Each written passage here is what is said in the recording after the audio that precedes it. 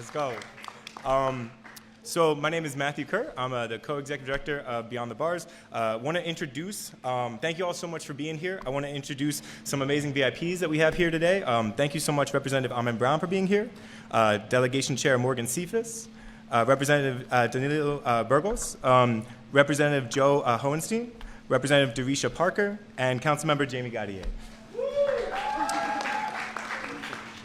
Thank you so much. Also, of course, want to introduce Governor Shapiro. Thank you so much for coming out to visit today. We really, really appreciate you coming into our home.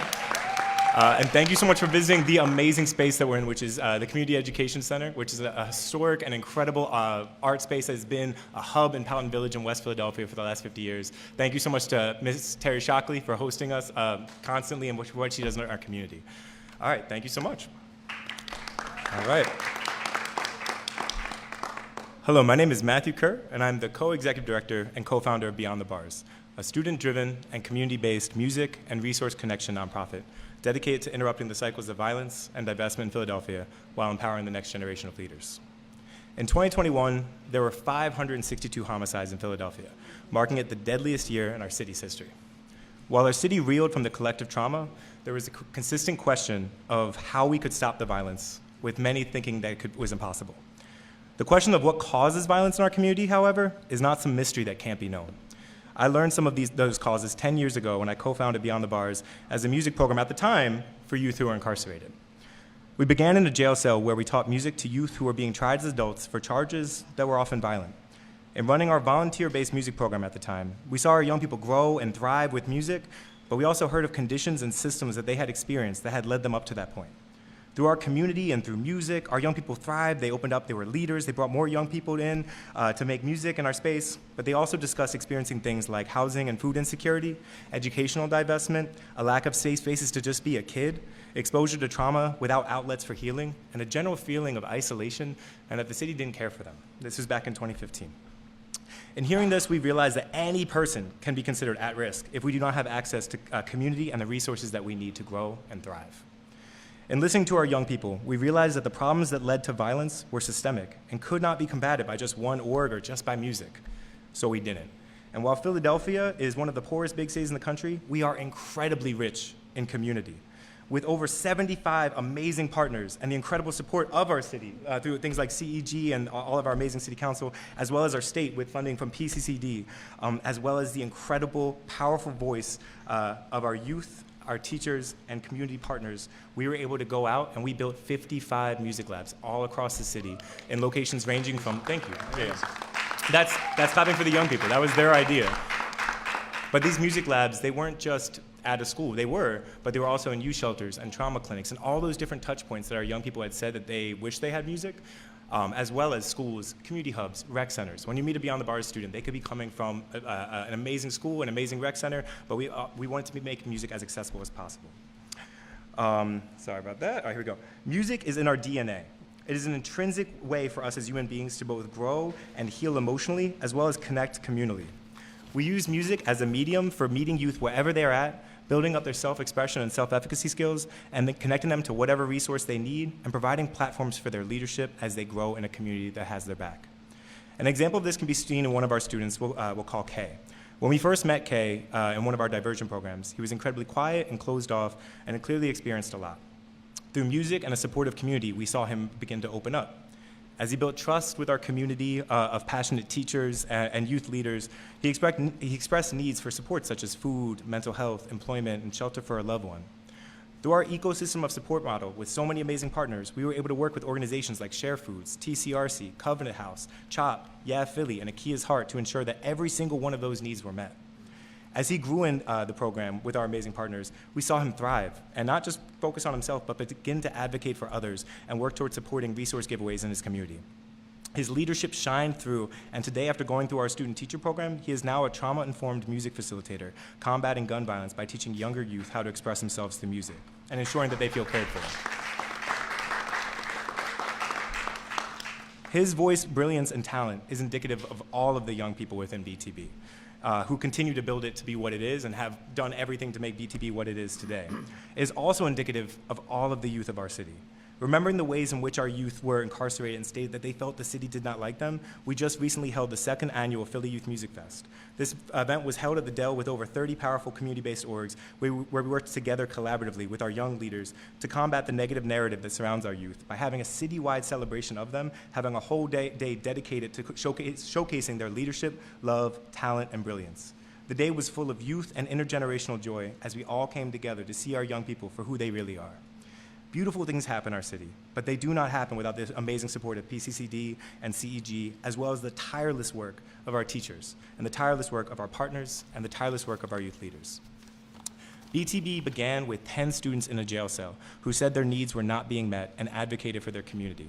And today, because of the leadership of our youth, we build with over 1,400 students annually across the city, with over 95% of our tenured students expressing that their needs are now either being met or being worked towards being met.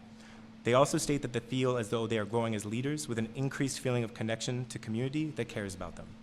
In combating gun violence, Philadelphia and our state selected BTB amongst many other amazing community-based orgs to work interconnectedly to ensure that our youth had access to resources and programming that they need and deserve. And well, that was back in around 2021 when that happened. And that number back then, like we said, there was 562 homicides in 2021. Well, last year that rate was reduced by over half, marking it the lowest violent crime rate that we've had in over a decade. While Beyond the Bars, of course, does not claim responsibility for that, every single community-based org that, such as Amazing Turning Points is here today, but every community-based org and agency and dedicated agency that builds holistically with our young people is a huge part of it.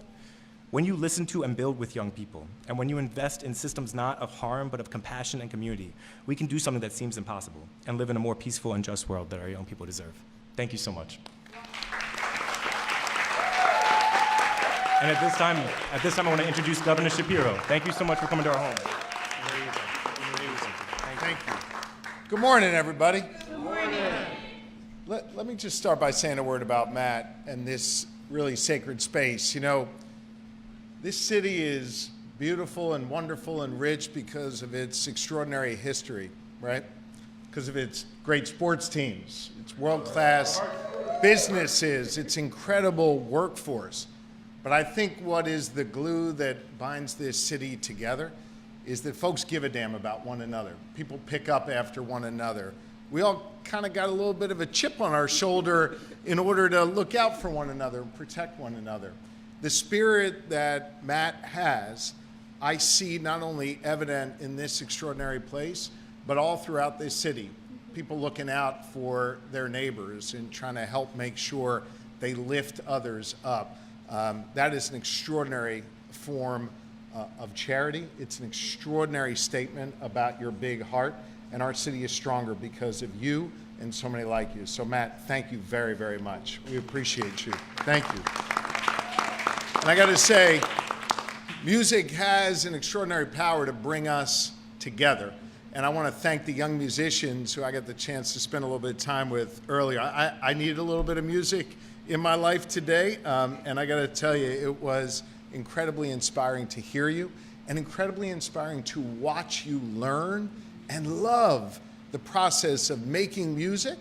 And in the case of the young woman who's a teacher who I hope is going to run for governor one day, we had a good chat, to watch her teach others about music and help them find their love, it was just amazing. Look, I firmly believe that every child of God in this city, across this Commonwealth, and I'd argue across this country, has a right to both be safe and feel safe in their community. They deserve the freedom to be able to walk home after school safely, to hang out with their friends without fear, to not have to lean over and tell the governor about a loved one that perished because of gun violence in their community, but rather be free from that type of trauma. I believe every child deserves to be able to make music and play sports, and most importantly, every child deserves to dream big dreams, no matter where they live, no matter what their zip code, no matter what their neighborhood looks like. They should have that freedom to be able to dream of limitless possibilities in their community. That's the kind of work that I know every elected official up here and community leaders and business leaders and labor leaders and others are really dedicated to do that work. Delivering on that promise, on that hope, and on that opportunity, Well, that has been central to my work as the 48th governor of this great Commonwealth. That work to combat gun violence and create opportunity, I want you to know that's not new to me, and it's not new to me here in the city of Philadelphia. I previously served as the Attorney General, as many of you know. There, my team fought successfully to address violence in our community. We led a national effort to close the ghost gun loophole. We arrested 330 gun traffickers. We took 3,200 crime guns off our streets across Pennsylvania, including more than half of them right here in the city of Philadelphia. And I want you to know, as governor, I have continued that work on your behalf, helping fund, together with these great lawmakers, fund new resources and training for law enforcement and adding over 800 new state troopers and helping fill nearly 700 municipal police officer slots across the Commonwealth of Pennsylvania. But hear me on this. While law enforcement is a critical piece of this, and I'm grateful to the Philadelphia Police Department for the work they do every day as they run toward danger to keep others safe, hear me on this. Law enforcement is not the only answer to the violence issues that we grapple with in our communities.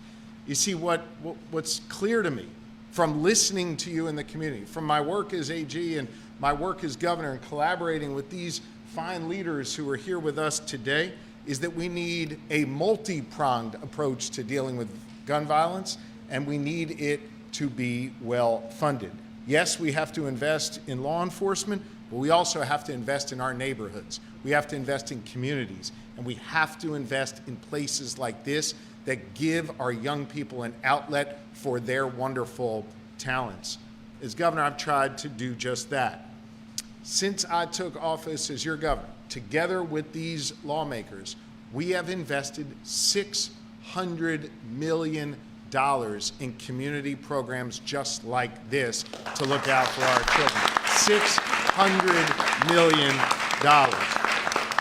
That money has been delivered through the Pennsylvania Commission on Crime and Delinquency. Matt referenced the money that's been received here. It is important to note that what we call PCCD is chaired by the great Lieutenant Governor of this Commonwealth, Austin Davis, my governing partner, and he's done a fantastic job. We've invested in sports programs, after-school activities, church groups, mentorship programs. We have invested in apprenticeship programs and workforce training opportunities. Each of these initiatives looks a little different, but they all have the same purpose: create opportunity and create safe spaces for children to be able to develop into the beautiful talents that they are, and making sure that they have an outlet to go to pick up a guitar instead of picking up a gun. Of that $600 million that we've invested, we have placed a special emphasis on increasing support for community-based programs. Under my administration's work, we have increased funding that goes to the community by 40% over the last 2 years. We know that safe community starts in our communities, in our neighborhoods. And that funding has gone to organizations like Beyond the Bars, helping them to expand their staff and serve young people at their 55 facilities all across this city. With their support, they've been able to give folks like Isaiah, who you're going to hear from in a moment, the opportunity to play different instruments, make a beat, and find their passion in music. One of the young women I was talking to before, the keyboard artist who had just, I think she just left to go to a different program, I said, "How long have you been doing that? You sounded amazing." 2 weeks, she said.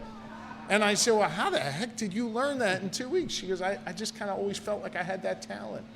And she was able to come into one of these 55 places in the city and expand on her belief that she had that talent into demonstrating that real talent, giving her even more purpose and possibility in her life. She is an example of how these investments are working. We have seen in Pennsylvania, as a result of the work we've done with law enforcement, as a result of this $600 million, over $500 million we've invested in initiatives like this, we have seen a 42% decrease in fatal gun violence across the Commonwealth of Pennsylvania. Violent crime is down 11%. But hear me on this. there's still too much violence in our communities.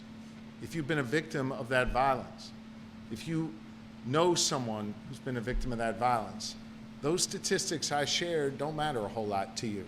And I want you to know that until that statistic is zero, we are going to keep working at it. I'm proud of the progress we've made, working with our city partners, working at the state level, working with community organizations, working with law enforcement. We are making a difference, and we should celebrate that, but we should never be satisfied. We have to keep working, because I've visited far too many neighborhoods that have been shattered by gun violence. I've quietly hugged and sat with too many families around a dinner table where there is now an empty seat, and there will be an empty seat for the rest of their lives. Spoken to too many Pennsylvanians who have had their lives changed by a single moment or a single bullet that killed a soul that they loved.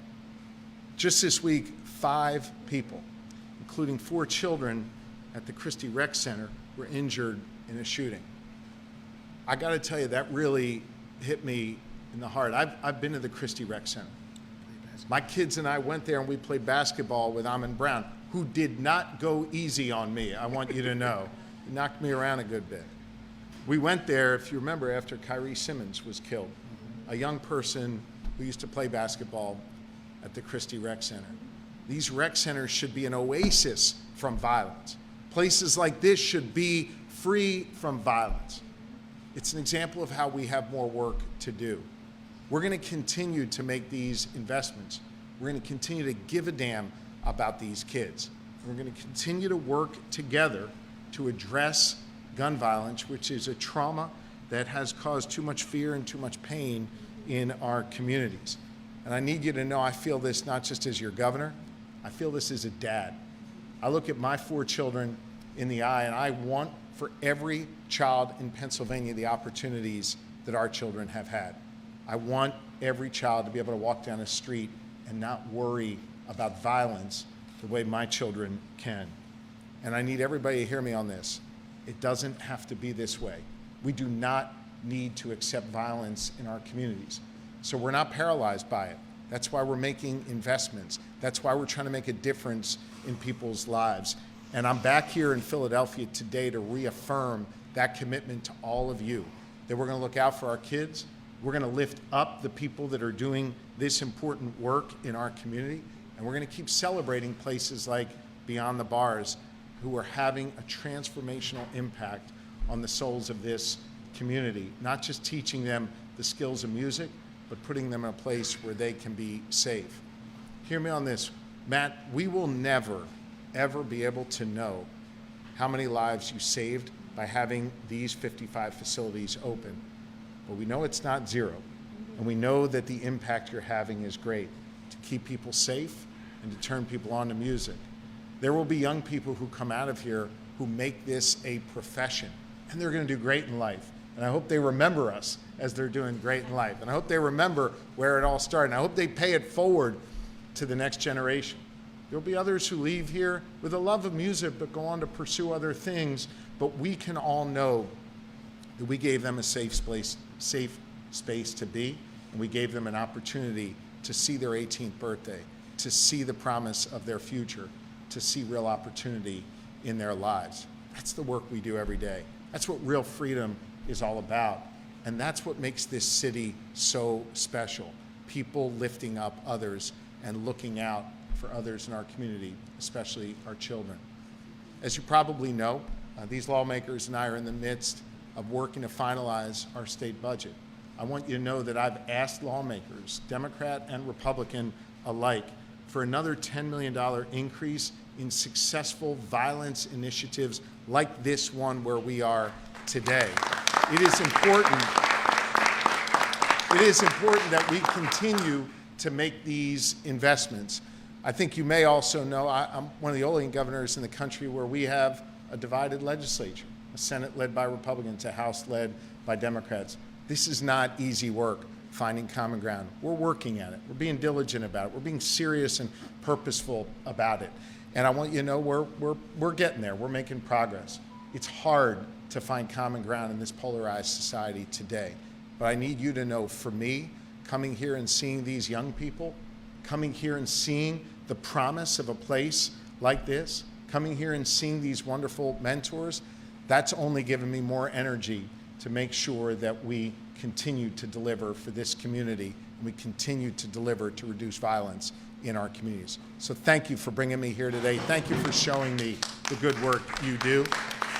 And it's now my pleasure to invite up someone who's benefited from this important work, Isaiah Robinson, who's an alum here of Beyond the Bars and has now become an instructor to young people who are coming here for the first time. Isaiah, the floor is yours.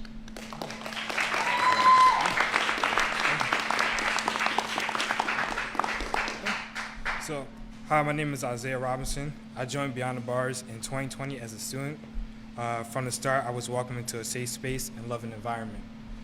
Surrounded by mentors and peers who shared similar interests, Beyond the Bars quickly became a second family to me. As time went on, I had the opportunity to help bring a music program to my high school, Belmont Charter.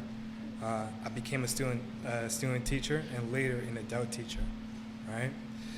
As an adult teacher, I've been able to teach in trauma clinics, diversion programs, homeless shelters. Across the board, I've seen so many amazing and talented youth throughout the city, which motivated me to do even more, connecting those youth and others to additional resources. This year, I had the privilege of leading the social-emotional learning class for our student-teacher program. It brings me a great joy to see students from Belmont Charter participating and growing within the program. Because of these experiences, I've been inspired to pursue a career in social work. I want to do more. That's cool. Yeah. I want to do more, give more, and help build the kind of future I was fortunate enough to find. One where mentorship, education, and creativity have the power to change lives.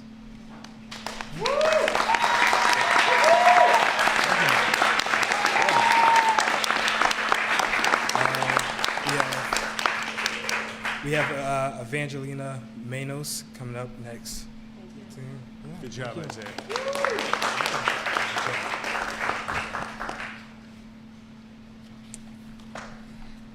Thank you so much, Governor Shapiro, for being here today with us. To Matt, Kerr, and Isaiah, that was amazing. And thank you for all of the work that you're doing on behalf of our young people in this city. On behalf of the mayor, I'm the first deputy for the Office of Public Safety, and for Chief Public Safety Director Adam Geer, I want to thank you for coming to Philadelphia today to highlight one of the outstanding organizations making a difference in our city. But we already know that Beyond the Bars is outstanding because we too as a city have been working with them through our Anti-Violence Community Partnership Grant Program. They are a recipient of our community expansion grants since 2021. Designed to restore dignity, opportunity, and safety to neighborhoods most impacted by gun violence, much like PCCD. And in the past 5 years, their grant awards have steadily grown in size because of their outstanding programming, going from $13,000 in the first year to now $250,000 this year. Wow. And I do have to give a shout out to our amazing anti-violence grant team who's here with us today. They do amazing work. By intentionally investing in small grassroots organizations with starter grants, we're providing wraparound services and support and technical assistance, and then managing their applications for next tier level grants as their capacity grows. The city is just not writing checks. We are helping to build the internal infrastructure of our local leaders. We are working to set them up for success so they in turn can pursue additional resources of funding from state sources like PCCD and private philanthropy. Helping organizations like Beyond the Bars grow and thrive is the ultimate goal because they are the boots on the ground and they're the ones that are doing the work. They are the ones that need to lead the way because we know government cannot do it alone. As the mayor says, we are all one city, one Philly, and we are here to have your back and support your work.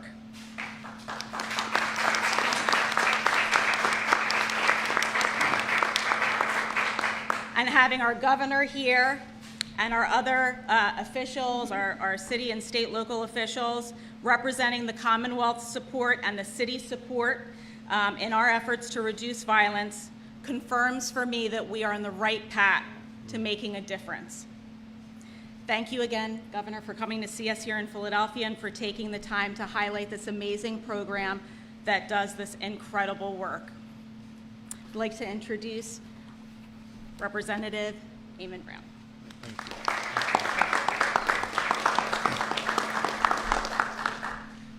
Good afternoon. This is a magnificent way to start off my birthday. I didn't expect this. Happy birthday, dude.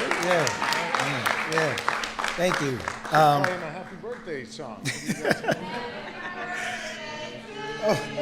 There you go.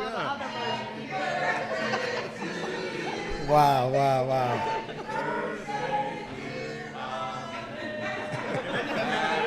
Is this happening right now? To you. There you go. Thank you. Did that really just happen? It did. Only in special places like this. But as I was walking around, I got here early because I wanted to just, do a walkthrough. The energy that you guys have created in this space is unmatched. I automatically thought about many years ago, now that I'm 38, the Beacon programs. I came up in the Beacon programs 22 years ago, and I worked there with the young people. And we created safe spaces and we protected children. And I see that here. And I'm thankful, I'm grateful that you guys exist. I'm thankful for our leadership with our governor and his commitment to investing into programs like yours. So big shout out to you and your entire team and the young people that stick with us, come up through the program and give back. Now we fast forward to what's going on in today's society. And we need to stand together more than ever to protect our young people, no matter what you believe in, no matter what side of the aisle you're on. And I stand here committed to go back to Harrisburg to get these increases done by your side and right along with my colleagues. So thank you all for being here today, and thank you to you, Matt, and your entire team. It just feels so great to be here. And trust me, I will be back, and I'll be spending some more time. And thank you for the wonderful birthday song. Thank you. Peace. Bring up the governor. I'll take a few questions from the media. Before I do, I do just want to note, we are in Representative Brown's district, and I appreciate him sharing a few words.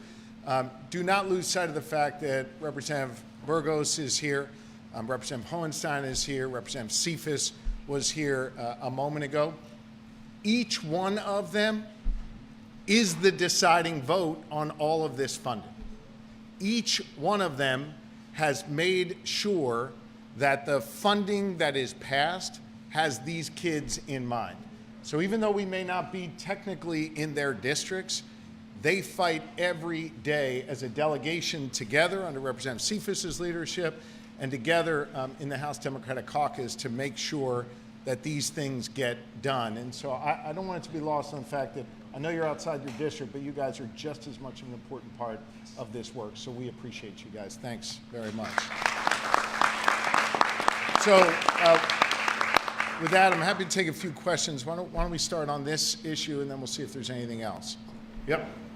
Good morning, Governor. As you know, I'm Cherie Darton, with Scoop USA Media, and it's very important, and I know that we all know this, over the past 5 years, the community partnership with dealing with violence has actually become a pattern for the city, and I think it's a model for other cities too. And with the struggles that we have today, federal, state, local funding, period, What are we trying to do to make sure that programs like this and others can continue to get the funding that has been given to them over the past 5 years period?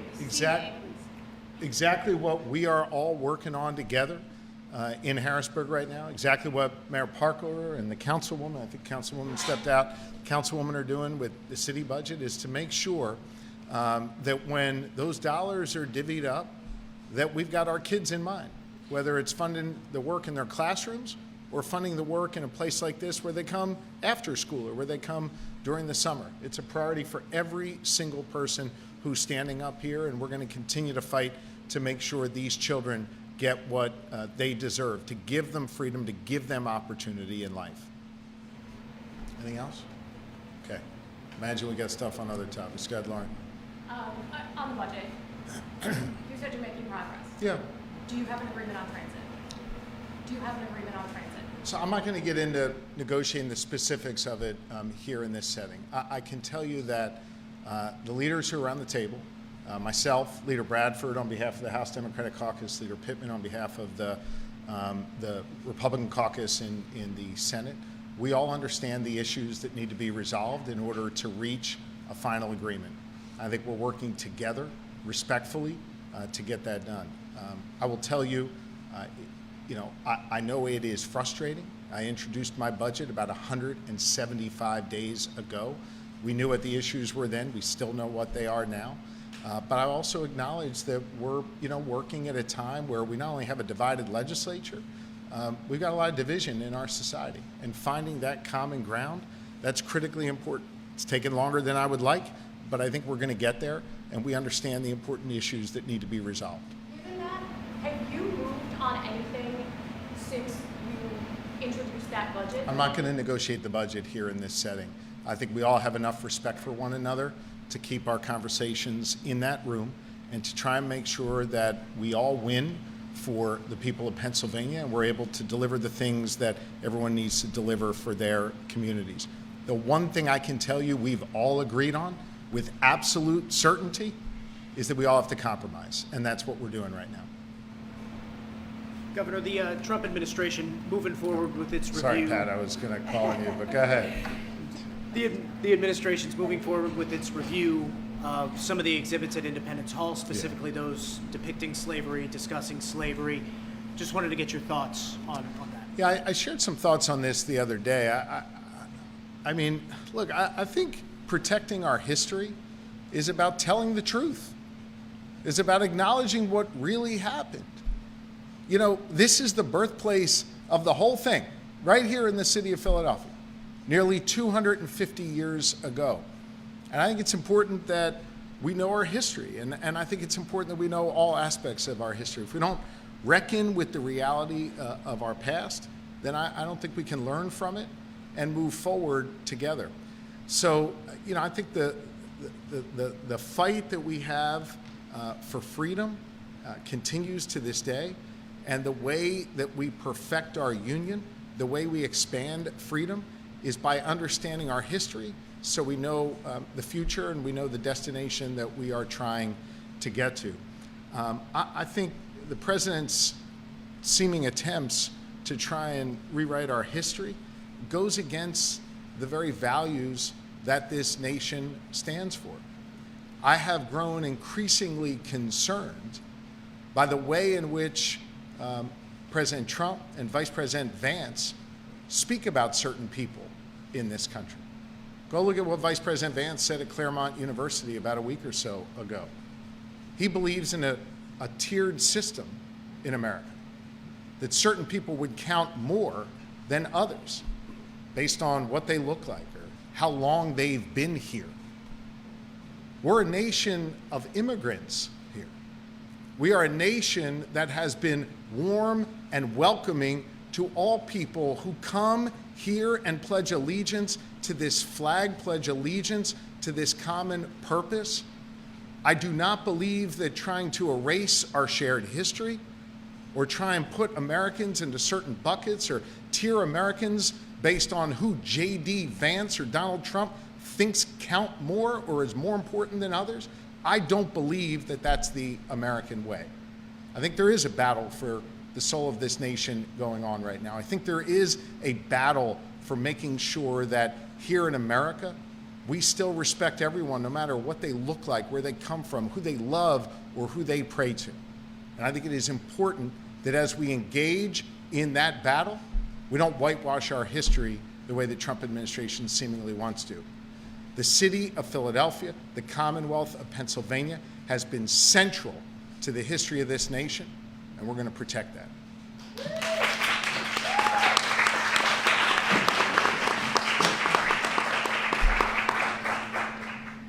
Have you made any progress on transit funding? Can you offer any hope to Philadelphians who are I understand how critically important transit funding is. I've proposed it twice in my budget. I flexed funding from road projects last year to give lawmakers more time to come to an agreement.